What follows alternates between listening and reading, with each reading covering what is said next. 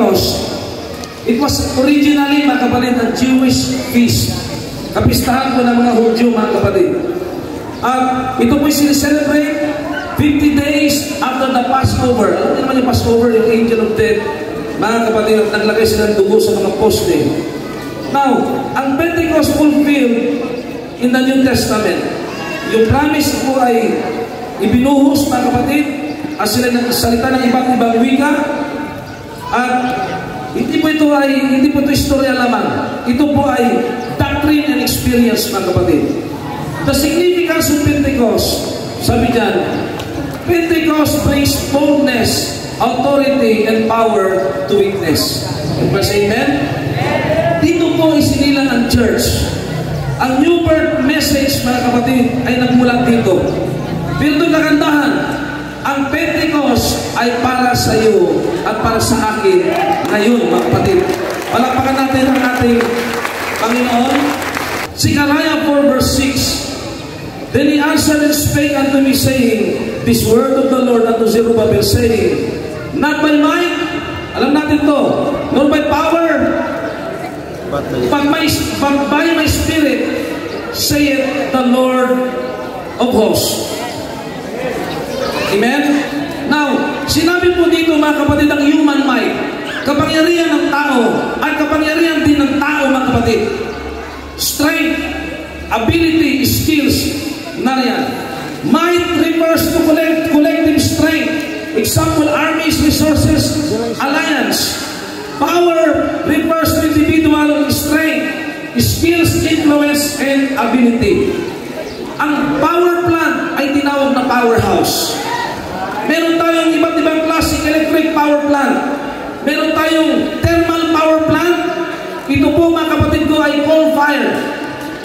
Sinusunog yung uling na bato para magpaikot ng turbina. Meron din tayong geothermal power.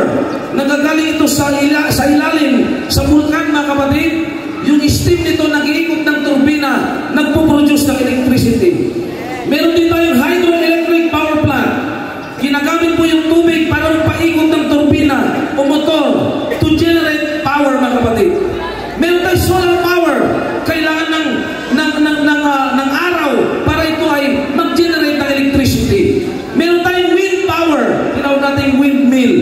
Sa Ilocos, meron po dyan. Meron tayong nuclear power plant. Nuclear fission to generate heat.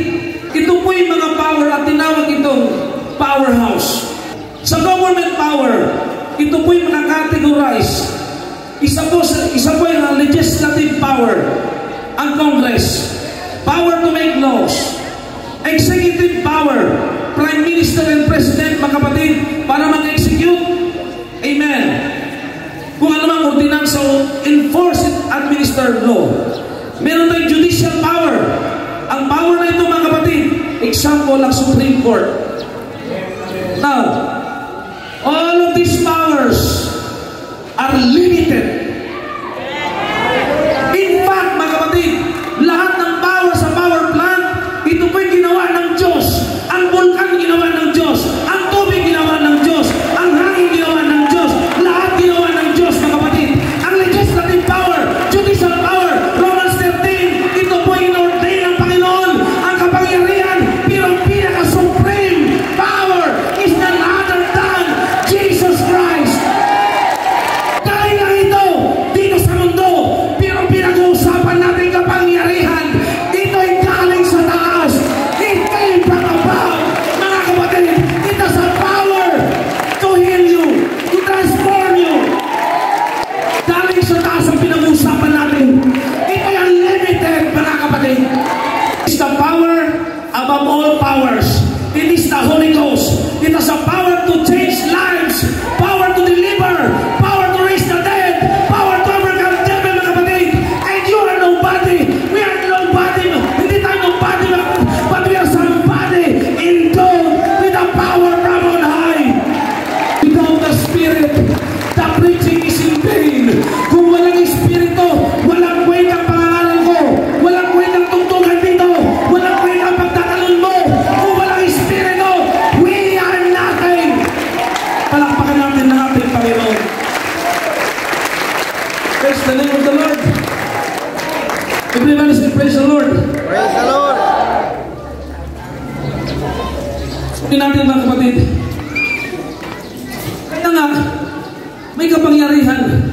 Kahit mahina yung microphone. Diba? Hindi nyo nga marinig sa likod eh. Pero nandun yung anointing, mga kapatid. Amen. Kaya sabi na, the greatest preacher in the world, makikita mo rito. The greatest singer in the world, makikita mo rito. What makes the difference? The anointing makes the difference. The Holy Ghost makes the difference. The power from above makes the difference. But the mountain will make plain. Ang bundok mo'y magiging patag dahil sa Holy Ghost.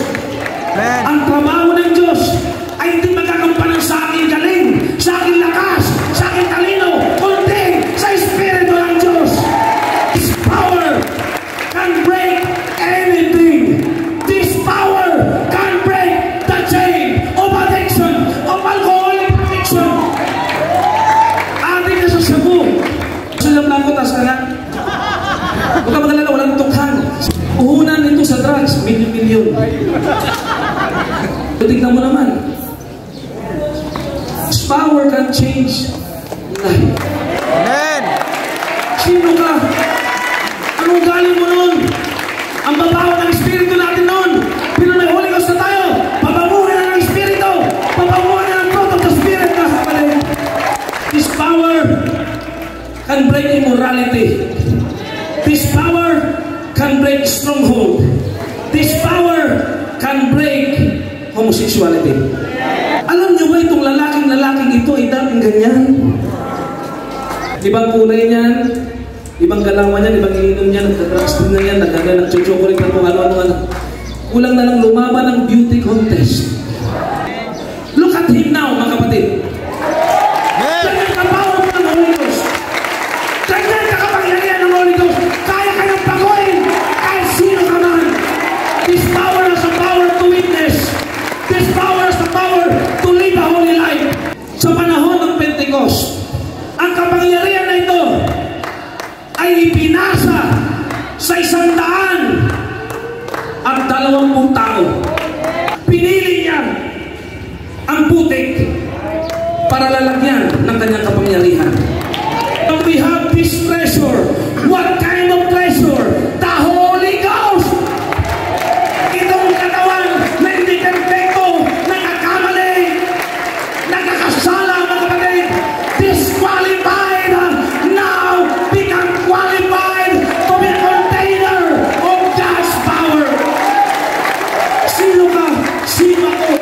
Para manahan ng Kristo yung mga lagayan na hindi ka dapat, pero naging karapat-dapat sa biyaya ng Diyos.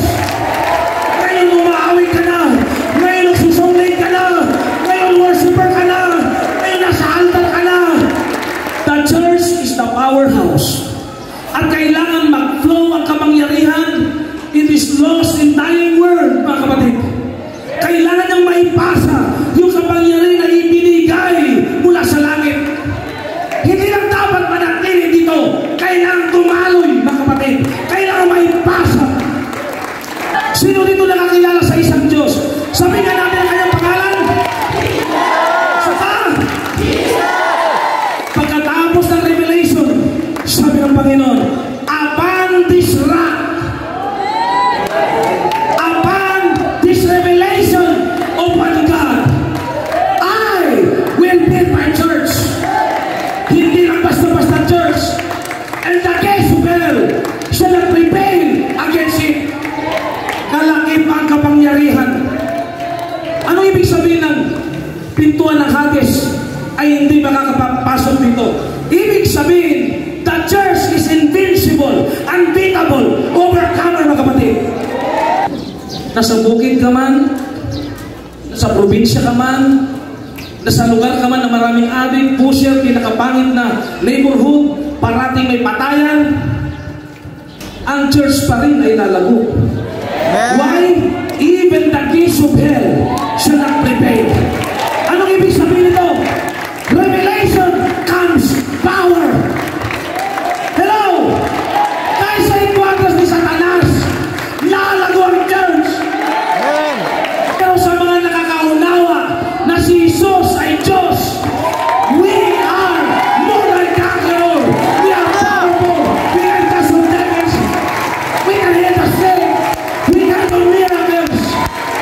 revelation comes power. Ikaw ang pinakamalakas. This church ang pinakamalakas, mga kapatid. Salamat sa Panginoon. The Lord working with them. Lumabas ka lang, sasamahan ka ng Diyos. Nangarang ka lang para ng Diyos sa milagro. Sige, distribute the power. This church is a powerhouse. Ang apostolic, hindi na tayo mananatili sa Acts chapter 2. Kailangan Acts chapter 4 pa? Acts chapter 5 pa? Acts chapter 10? At mananatili tayo sa kapangyarihan. At ang church na to ay sinilang sa apoy. Hindi tayo papayag na ito'y matapos sa usok, mga kapatid.